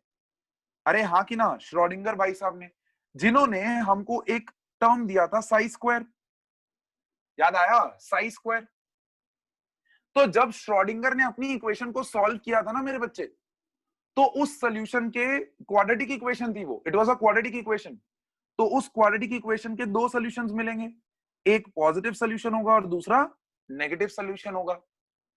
इसीलिए तो ये दो लोब्स बनते हैं बच्चे, जिसमें आपका जो एक लोब होता है वो पॉजिटिव होता है और एक लोब जो होता है वो नेगेटिव होता है। अब मेरे बच्चे ध्यान से मेरी लैंग्वेज को सुन लो, ये पॉजिटिव और negative are not the charges on this lobe, they are not charges. Please, this positive and negative are the solutions to Schrodinger's equation. These positive and negative are the solution to Schrodinger's equation. नहीं समझ में आया? चलो इसको और simplify करते हैं, थोड़ा स्पेस लेते हैं, इसको और सिंप्लीफाई करते हैं। ध्यान से सुनो, श्रोडिंगर ने ये जो साई फंक्शन लाया था, ये साई फंक्शन को एक नाम दिया था। क्या नाम था इसका? Wave function. याद है? Wave function. साई को उसने क्या बोला था? Wave function. क्यों? क्योंकि इलेक्ट्रॉन के अंदर वेव नेचर भी होता है और पार्टिकल नेचर भी होता है, ये प्रूव कर दिया था श्रोडिंगर ने। तो मेरे भाई जो वेव होता है वो कैसे मूव करता है? हाँ कि ना? अब इस वेव में अगर आप देखोगे positive negative positive negative positive negative positive negative, एक वेव के अंदर, एक ऑर्बिटल के अंदर इलेक्ट्रॉन्स ही तो होते हैं, और इलेक्ट्रॉन्स वेव नेचर में है। वेव नेचर में है तो मतलब उसमें पॉजिटिव भी होगा, नेगेटिव भी होगा, पॉजिटिव भी होगा, नेगेटिव भी होगा। अच्छा दूसरे तरीके से समझते हैं, ये मेरा एक पी जेड एक्सिस है, जेड एक्सिस, ठीक है, ये मेरा न्यूक्लियस है, ये मेरा एक्स एक्सिस है और ये मेरा वाई एक्सिस है। तो इसका जब एक लोब बनाते हैं तो देखो ये एक लोब जो है वो पॉजिटिव साइड पे आता है और एक लोब जो बनाते हैं वो नेगेटिव साइड पे जाता है। देखो, so these are not charges, please understand. Electron पे तो नेगेटिव चार्ज ही होता है, ये पॉजिटिव और नेगेटिव जो है these are the solutions of Schrodinger's equation, जिसकी वजह से आपको लोब्स मिले, डिफरेंट ऑर्बिटल्स के बीच में लोब्स मिले। तो मैं यहां पर वापस से डिफरेंट ऑर्बिटल्स बना रहा हूं, ध्यान से देखना। एस ऑर्बिटल जो स्फेरिकल होता है, अब इस एस ऑर्बिटल के अंदर लोब एक ही होता है और जब इसका सोल्यूशन किया गया, श्रोडिंगर का जब सोल्यूशन निकाला गया तो पता चला कि इसके अंदर सिर्फ पॉजिटिव लोब होता है, नेगेटिव लोब होता ही नहीं है। ऑल द नेगेटिव लोब्स जो है वो यहां पर गायब है, there is only positive lobe in s orbital. Now don't ask why, because it was in the solution of Schrodinger's equation, और वो सॉल्यूशन जो है that's a PhD level work. मेरे मास्टर्स में भी मैंने कभी श्रोडिंगर को सॉल्व नहीं किया है, ठीक है। तो basically Schrodinger is your PhD level work. आपको बस इतना ध्यान रखना है कि एस ऑर्बिटल में सिर्फ पॉजिटिव लोब होता है। पी ऑर्बिटल जिसमें ये रहा मेरा न्यूक्लियस, अच्छा न्यूक्लियस को मैं डार्क कलर इस तरीके से दे देता हूं। सो ये रहा मेरा न्यूक्लियस, न्यूक्लियस के एक साइड, न्यूक्लियस के दूसरा साइड। उन्होंने बोला पी ऑर्बिटल में हमेशा एक लोब पॉजिटिव होगा, दूसरा लोब नेगेटिव होगा। अच्छा वो पॉजिटिव लेफ्ट साइड वाला भी हो सकता है, राइट साइड वाला भी हो सकता है, डज नॉट मैटर, ठीक है। एक लोब पॉजिटिव है, दूसरा लोब नेगेटिव है। Similarly d orbital double dumbbell होता है मेरे बच्चे। कैसे बनाते हैं उसको, ये एक डंबल और ये दूसरा डंबल, है ना। अब आपको याद हो तो ये वाला जो डंबल होता है वो positive side of the axis पे होता है, ये वाला डंबल नेगेटिव साइड पे होता है। सिमिलरली ये वाला डंबल पॉजिटिव साइड पे होता है, ये वाला डंबल नेगेटिव साइड पे। तो इस तरीके से आपके डी ऑर्बिटल में भी डायरेक्शनल प्रॉपर्टीज आई। सबसे पहली चीज, these orbitals are directional in nature and they contain two types of lobes,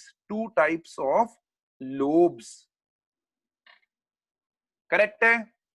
सब लोग हैं क्लास में? अरे मजा आ रहा है? कुछ कॉन्सेप्ट क्लैरिटी हुआ? अभी पता चला कि आपने स्ट्रक्चर ऑफ एटम में जो पढ़ा था वो अब यहां पर आके कैसे कनेक्ट हो रहा है ना। तो बस ये जो चीजें हैं, जो प्रॉब्लम्स यहां पर डिफरेंट साइंटिस्ट ने क्रिएट किया था, इन प्रॉब्लम्स को इन चारों साइंटिस्ट ने मिलकर क्लियर किया in the form of directional properties of overlapping. Directional properties के ऊपर somebody is asking, Avirat is asking some question, sir, what would happen if the value of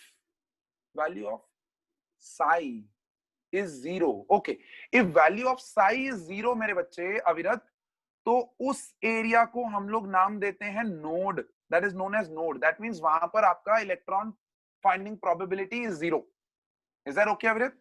perfect है, ग्रेट, गुड। चलो, तो इन directional properties को उन्होंने 3 categories में divide किया। कितनी कैटेगरीज? 3। लिख लो पहले। पहली कैटेगरी पॉजिटिव ओवरलैपिंग, दूसरी कैटेगरी नेगेटिव ओवरलैपिंग एंड तीसरी कैटेगरी इज जीरो ओवरलैपिंग। अब ये क्या है सर? पॉजिटिव ओवरलैपिंग का मतलब क्या? पहले मतलब समझ लो, फिर हम टाइप्स देख लेंगे। पॉजिटिव ओवरलैपिंग मतलब ऐसी overlapping between the to combining atoms के ऑर्बिटल्स के बीच में, ऐसी overlapping which is wanting bond formation, positive overlapping हमेशा बॉन्ड बनाना चाहता है। क्या बनाना चाहता है? बॉन्ड बनाना चाहता है। Negative overlapping is that overlapping which is actually wanting bond breaking, मतलब ये ओवरलैपिंग की वजह से बॉन्ड के अंदर फोर्स ऑफ रिपल्शंस बढ़ेंगी। पॉजिटिव ओवरलैपिंग की वजह से दो कंबाइनिंग एटम्स के बीच में फोर्स ऑफ अट्रैक्शन बढ़ेगा। So over here you will write down force of attraction, over here you will write down in short to remember कि negative overlapping force of repulsion बढ़ाता है। Is that okay?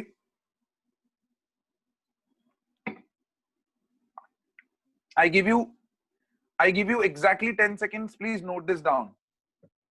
Zero overlapping क्या होता है? After explaining zero overlapping is actually, वो overlapping नाम तो दिया है बट एक्चुअली ये वो चीज है जहां पर एक्चुअली में ओवरलैपिंग होता ही नहीं है.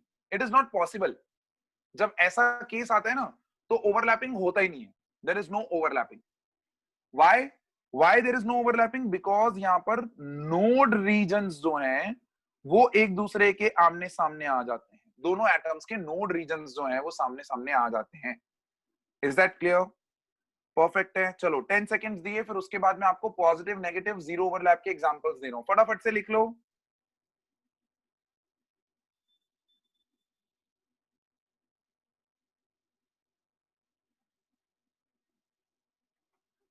परफेक्ट है.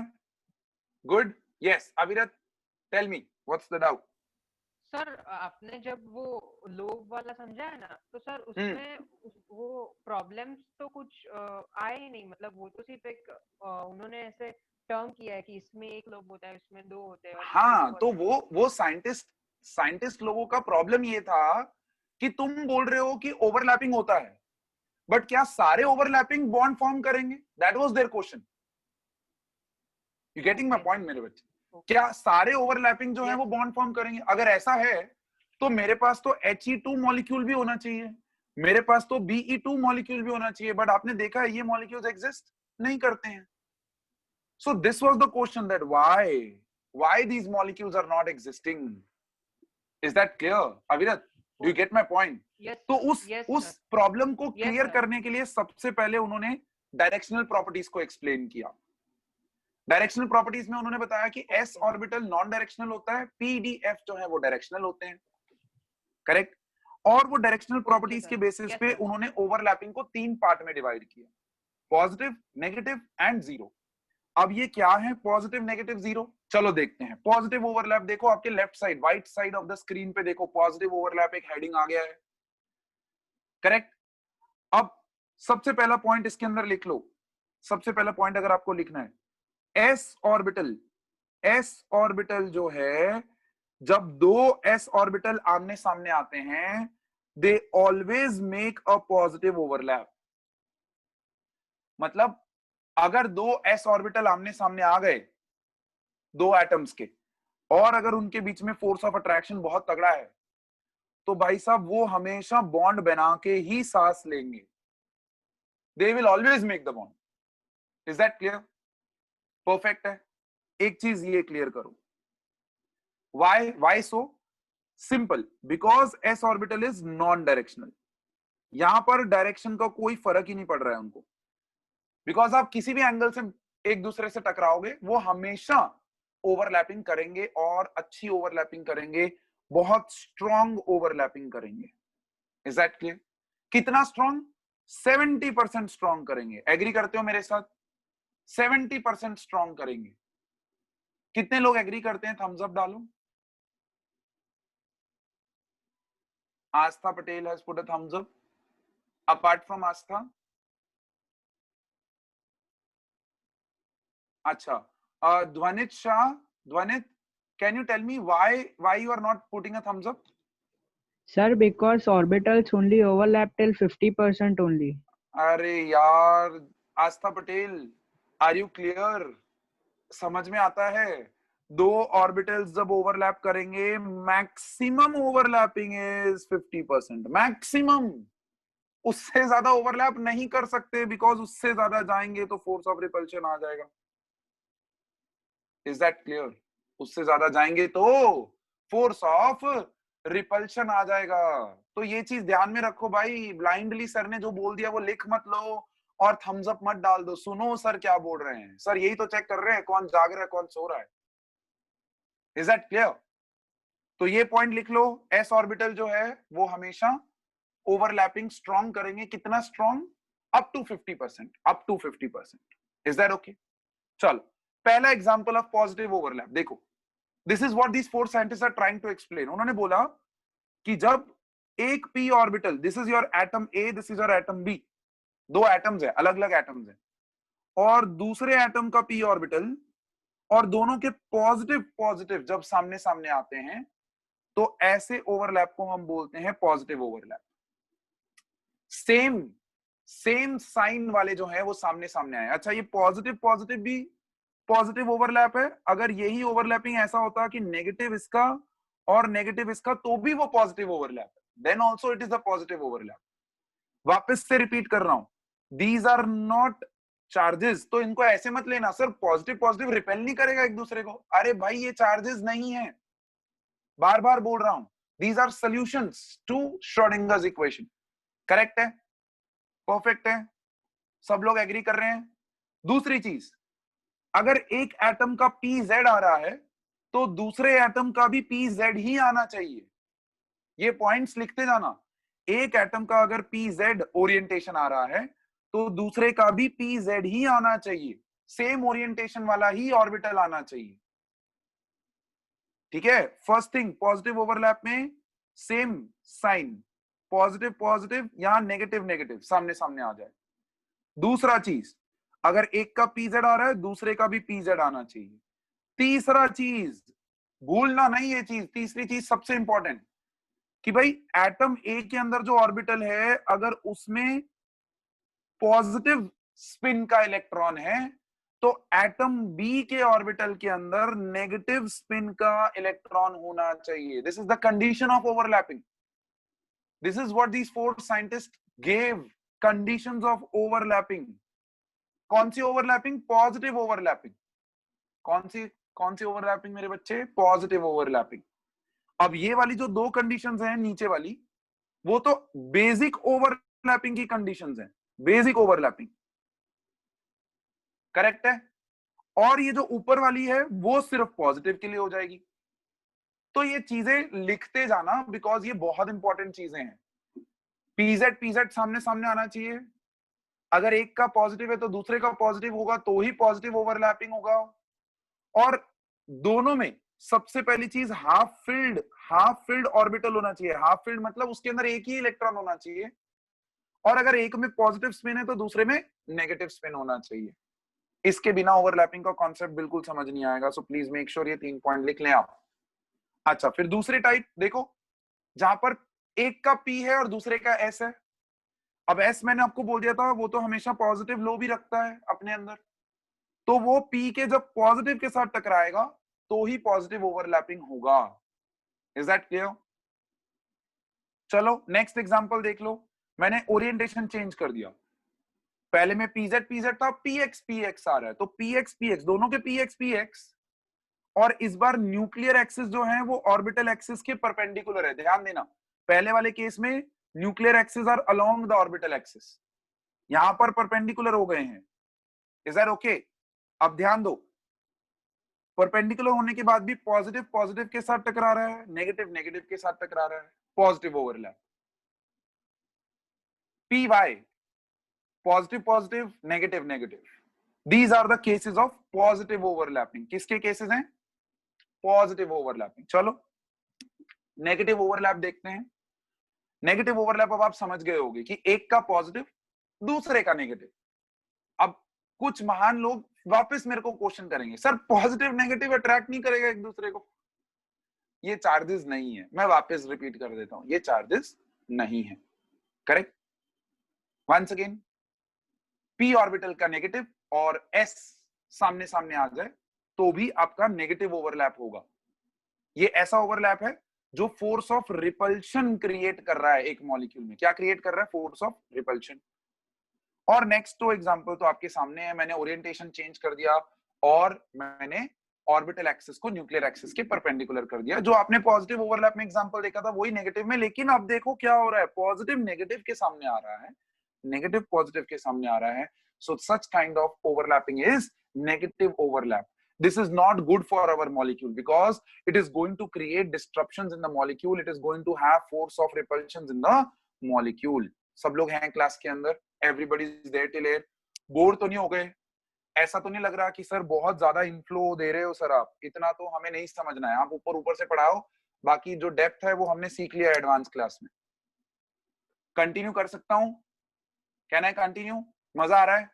सबको मजा आ रहा है? Okay good. चल, जीरो ओवरलैप पढ़ाते हैं। जीरो ओवरलैप गायब करते हैं नेगेटिव ओवरलैप को। जीरो ओवरलैप आपके सामने आने जा रहा है। अब जीरो ओवरलैप मैंने आपको बोला था जब दो ऑर्बिटल्स के नोड रीजन टकरा जाएं, या फिर एस ऑर्बिटल जिसके अंदर नोड होता ही नहीं है, उसके अंदर तो चारों तरफ इलेक्ट्रॉन घूम रहा है ना, स्फेरिकल होता है। तो वो जब p ऑर्बिटल के नोड रीजन, ये नोड रीजन होता है ना p ऑर्बिटल का, ये तो न्यूक्लियस रीजन है, यहाँ तो इलेक्ट्रॉन होगा नहीं। तो इन दैट केस जब ये यहां पर ओवरलैप करेगा सेंटर में, तब जीरो ओवरलैप कहलाएगा। और वो एग्जांपल्स हैं ये देखो, जब आपका p s के साथ टकराता है लेकिन इस रीजन के अराउंड, तो ये जीरो ओवरलैप है, करेक्ट है। फिर वापस से वंस अगेन मेरे पास है एक px, ध्यान से देखो क्यों हमने बोला था पॉजिटिव और नेगेटिव में सेम एक्सिस वाले होने चाहिए, क्योंकि देखो ये मेरा px है और इमेजिन करो ये मेरा py है, इस तरीके से py, ठीक है। अब ये दोनों जब एक दूसरे के साथ ओवरलैप करने जाएंगे तो इनके लोब्स तो आपस में टकराएंगे ही नहीं, इनका ये वाला जो रीजन है वो आपस में टकराएगा ना, this is the node region, this is the node region. तो अगर दो डिफरेंटली ओरिएंटेड p ऑर्बिटल्स भी आपस में ओवरलैप करने जाते हैं तो वो जीरो ओवरलैपिंग हो जाता है। वो क्या हो जाता है मेरे बच्चे? Zero overlapping, because x, y और z एक्सिस जो है वो एक दूसरे के 90 डिग्री पे होते हैं। Is that clear? परफेक्ट है, सब लोगों को क्लियर हुआ ये चीज? सर अभी भी क्लियर नहीं हुआ, उसके लिए आपको फिगर ऐसा चाहिए, देखो आपके स्क्रीन पे पॉजिटिव, नेगेटिव एंड जीरो सामने सामने आ गए, and that is how you will understand कि पॉजिटिव नेगेटिव में क्या डिफरेंस है, जिसमें दोनों में ओवरलैपिंग तो हो रहा है लेकिन एक के केस में फोर्स ऑफ अट्रैक्शन डेवलप हो रहा है, एक के केस में फोर्स ऑफ रिपल्शन डेवलप हो रहा है। एंड जीरो ओवरलैप में there is nothing getting overlap, actually में वो जीरो ओवरलैपिंग है, मींस वहां पर ओवरलैप होता ही नहीं है, पॉसिबल ही नहीं होता है, बिकॉज नोड रीजन एक दूसरे के सामने आ जाते हैं। अरे भाई परफेक्ट है, सबको क्लियर हुआ ये चीज? Please put a thumbs up, please put clap, laughing symbol, जो भी आपको रिएक्शन देना है, बट दो, so that I know that something is going inside your head. Yes Harsh, what's your doubt? Sir मतलब इसमें अगर जो इलेक्ट्रॉन्स ऑपोजिट स्पिन में हुए तो वो ओवरलैप नहीं करेगा ना?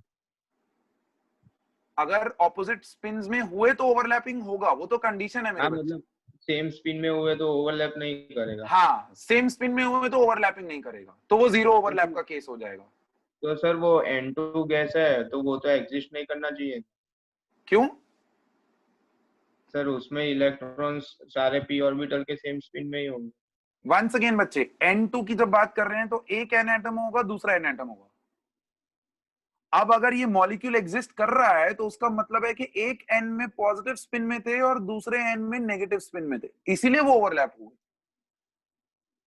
दैट वाज द कंडीशन कि अगर मॉलिक्यूल एग्जिस्ट कर रहा है मतलब दो एटम्स जो कंबाइन हो रहे हैं उनके अंदर ऑपोजिट स्पिन के इलेक्ट्रॉन्स हैं। Harsh, did you get my point? Okay good, बढ़िया। So this is very very important. और इसके बेसिस पे फर्दर इन चारों साइंटिस्ट ने, देखो डायरेक्शनल प्रॉपर्टीज एक्सप्लेन हो चुकी हैं, हमें पता चल चुका है कि भाई जब ऑर्बिटल एक्सिस और न्यूक्लियर एक्सिस अलोंग होते हैं तो एक तरह की बॉन्डिंग दिख रही है, अगर ऑर्बिटल एक्सिस और न्यूक्लियर एक्सिस, देखो ये एक तरह की बॉन्डिंग दिख रही है, ये कुछ अलग तरीके की बॉन्डिंग दिख रही है। तो यहां पर इन लोगों ने डिवाइड किया क्या, कोवैलेंट बॉन्ड्स को इनटू टू डिफरेंट कैटेगरीज। क्या थी वो कैटेगरी? एक कैटेगरी को उन्होंने नाम दिया सिग्मा कैटेगरी, जिसको रिप्रेजेंट किया विद दिस सिंबल, और दूसरी कैटेगरी को नाम दिया पाई कैटेगरी, जिसको सिंबल दिया ये आपका मैथमेटिकल पाई ऑपरेटर जो होता है ना वो। अब ध्यान से सुन लीजिएगा, ये दो बॉन्ड्स बहुत इंपॉर्टेंट हैं। ये दो बॉन्ड्स अगर आपने समझ लिए तो बाय गॉड आपकी कहानी खत्म, मतलब एकदम परफेक्टली आपका ऑर्गेनिक इनऑर्गेनिक सॉल्व हो जाएगा। हमने अभी तक पढ़ा था single covalent, double covalent, triple covalent bond पढ़ा था ना।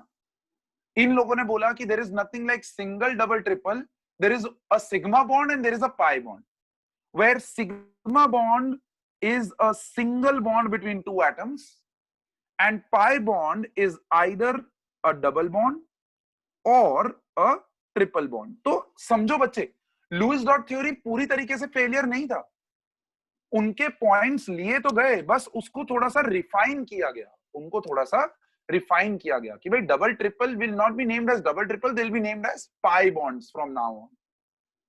सर समझा दो तुम, सर प्लीज फटाफट से समझा दो सिग्मा बॉन्ड क्या होता है, पाई बॉन्ड क्या होता है। तो देखो सिग्मा बॉन्ड, पहले हम सिग्मा बॉन्ड को समझ लें।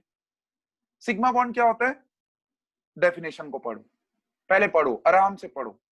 सिग्मा बॉन्ड दो ऑर्बिटल्स के बीच में तभी बनेगा जब दोनों ऑर्बिटल के न्यूक्लियर एक्सिस और आपके जो ऑर्बिटल एक्सिस हैं they are along each other. देखो वही लिखा है मैंने, it is an head on overlapping of bonding orbitals along the internuclear axis, along the internuclear axis। और मैंने डिफरेंट कलर भी यूज किया है ताकि आपके दिमाग में वो चीज सेट हो जाए कि सर ने लाल कलर दिया था मतलब कुछ इंपॉर्टेंट था वहां पर। तो ये चीज समझ लो भाई, हेड ऑन ओवरलैपिंग क्या है sigma bond, head on overlapping, overlapping along the internuclear axis. कितने तरीके की होती है, कितने तरीके की होती है, तो यहां हम बता देते हैं। देखो sigma bond is formed by any one of the following. पहला केस एस एस, ये चीज, ये पॉइंट लिख लेना, S never forms pi bond, never. S हमेशा सिग्मा बॉन्ड ही बनाता है, एस हमेशा सिग्मा बॉन्ड ही बनाएगा। क्यों, क्योंकि इसको आप कोई भी डायरेक्शन से देखो, इसके न्यूक्लियर एक्सिस हमेशा ऑर्बिटल एक्सिस के अलोंग ही होंगे, always, because it's a spherical, because it's a spherical. आपको, आप इसको किसी भी एंगल से देखोगे इसके न्यूक्लियर एक्सिस और ऑर्बिटल एक्सिस एक दूसरे के अलोंग ही होंगे, and that's the reason they will always form a sigma bond only. S can never form pi bond, never, never, never. Is that okay? Please note down this point. Is that clear? तो S S overlapping हो गया, समझ में आता है, जिसके अंदर एक S के अंदर पॉजिटिव स्पिन, दूसरे S के अंदर नेगेटिव स्पिन, ओवरलैपिंग होगा तो इस तरीके से दिखेगा आपको। परफेक्ट, चल आगे देखो, SP ओवरलैपिंग केस, S का पॉजिटिव P का पॉजिटिव होना चाहिए, पहला केस। S के अंदर अगर पॉजिटिव स्पिन है तो P के अंदर नेगेटिव स्पिन होना चाहिए, या वाइस वर्सा, एनीथिंग। S में नेगेटिव और P में पॉजिटिव, ऐसा भी हो सकता है, बट दोनों के पॉजिटिव ही टकराएंगे, करेक्ट। और ओरिएंटेशन देखो कैसा है, P ऑर्बिटल का ओरिएंटेशन देखो, if this is the nuclear axis, this is also the orbital axis. That's the reason you are getting a sigma bond over here between S and P। Examples देखेंगे, don't worry, we will see the examples, but यहां पर पहले अच्छे से समझ लो क्या हो रहा है, ये चीज करेक्ट है। फिर आता है PP ओवरलैपिंग, जहां एक एटम का P है, दूसरे एटम का भी P है, दोनों के न्यूक्लियर एक्सिस और ऑर्बिटल एक्सिस एक दूसरे के अलोंग है। वो जब दोनों पॉजिटिव पॉजिटिव वाला साइड एक दूसरे के साथ टकराएगा तो एक सिग्मा बॉन्ड बन जाएगा। ओ वाह, मैं तो पोएट बनता जा रहा हूं यार, ग्रेट। चलो, सो p ऑर्बिटल जब एक दूसरे से टकराएगा तो सिग्मा बॉन्ड बन जाएगा। परफेक्ट है, श्योर है, क्लियर है ये चीज। कंडीशन क्या होनी चाहिए, nuclear axis should be along the orbital axis, that means orbital axis should be along the nuclear axis, ऐसे समझो इसको। परफेक्ट, अरे भाई परफेक्टली क्लियर है, please give me a thumbs up. Great, good. फिर पढ़ते हैं हम लोग पाई बॉन्ड। पाई बॉन्ड कैसा होता है पाई बॉन्ड, अब आपके दिमाग में थोड़ी बत्ती जगनी शुरू हो चुकी होगी। हमने दो ही तरह के तो डायरेक्शंस देखे थे, एक जिसके अंदर orbital axis are along the nuclear axis, दूसरा जिसके अंदर orbital axis is perpendicular to the nuclear axis. तो बस वही तो है, this type of covalent bond is formed by side wise overlap. ध्यान से सीख लेना ये चीज, side wise overlap of the half-filled atomic orbitals of bonding atoms। condition है ये, axes of the orbitals they remain parallel to each other and perpendicular to the internuclear axis। कहां देखने को मिलता है हमको ये, कहां देखने को मिलता है, pi bond is seen between P and P। S और S तो कभी भी सिग्मा पाई बनाता ही नहीं। यहां पर देखो, ये मेरा न्यूक्लियर, ये मेरे न्यूक्लियर एक्सिस और ये मेरे ऑर्बिटल एक्सिस। ऑर्बिटल एक्सिस एक दूसरे के पैरेलल हैं, वही कंडीशन नंबर 1 है, और वो अपने ही न्यूक्लियर एक्सिस के परपेंडिकुलर है, दिख रहा है, ये कंडीशन नंबर 2 है। परफेक्ट। अब ये पॉइंट मैंने, ये जो थर्ड पॉइंट मैंने यहां लिखा है वो समझा दूं।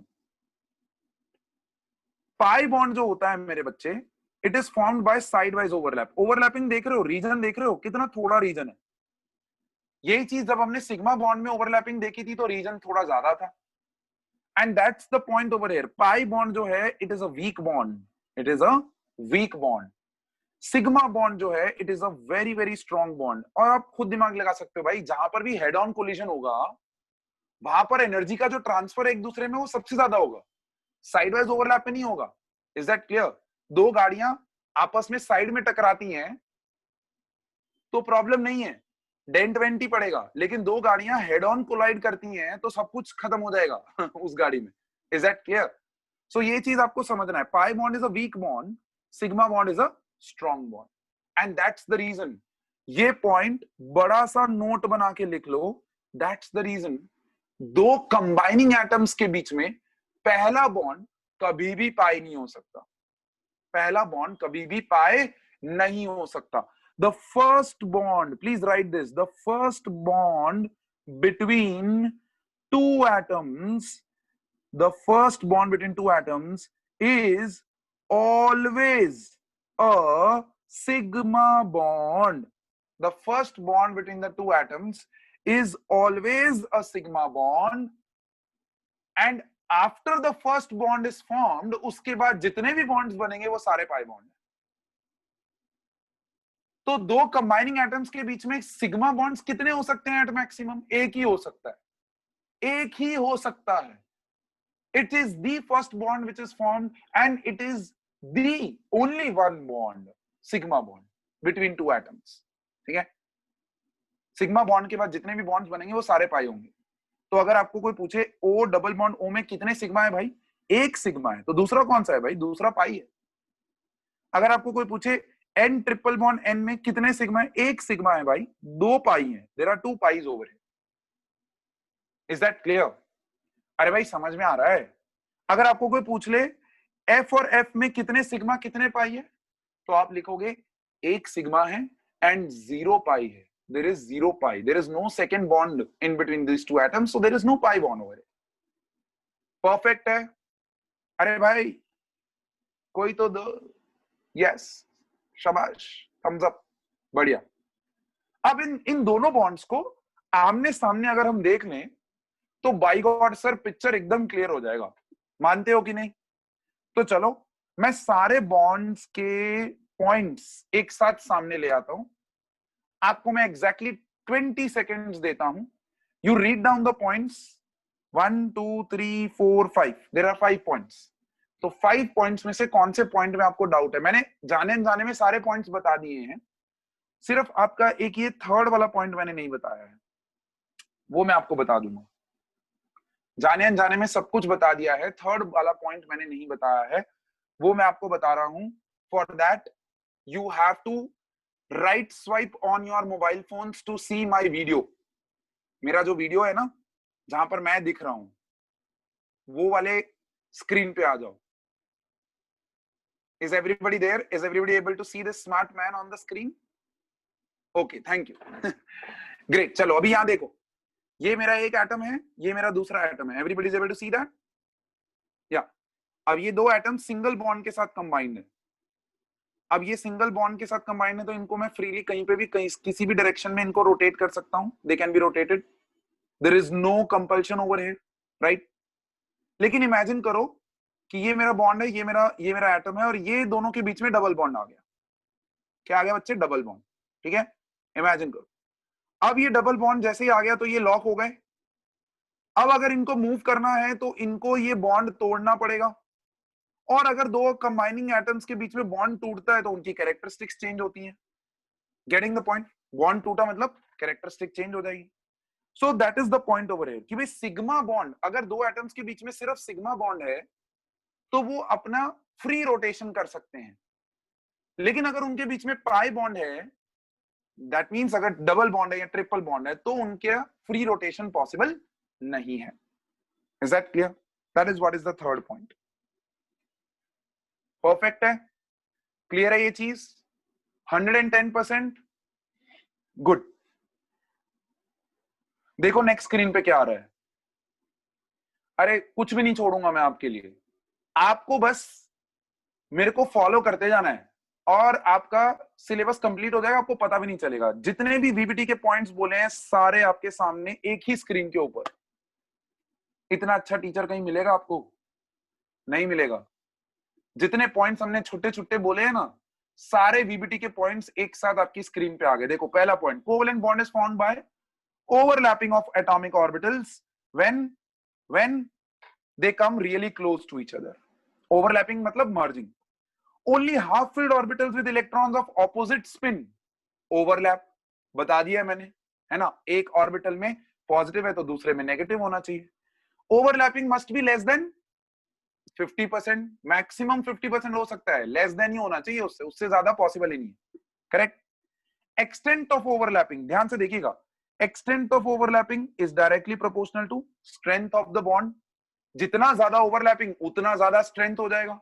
जितना ज्यादा स्ट्रेंथ मतलब उतना ज्यादा बॉन्ड एनर्जी लगेगा उसको तोड़ने के लिए, और जितना ज्यादा बॉन्ड एनर्जी है मेरे बाबा उतना शॉर्ट उसका बॉन्ड लेंथ है ना, तो इनवर्सली प्रोपोर्शनल हो जाएगा। ये पॉइंट बहुत इंपॉर्टेंट है, इसके बेसिस पे डायरेक्ट क्वेश्चन जेडब्ल्यू एडवांस मेन सब जगह देखेंगे। ओवरलैपिंग, याद देखो, overlapping orbitals must have same sign. Directional properties में समझाया था, प्लस प्लस माइनस माइनस, याद आया? Yes yes Avirat, I am taking your doubt.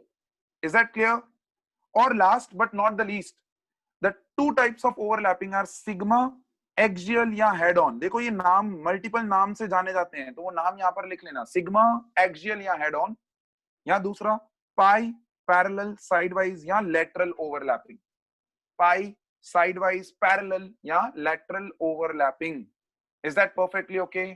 Are you sure with this? पक्का है?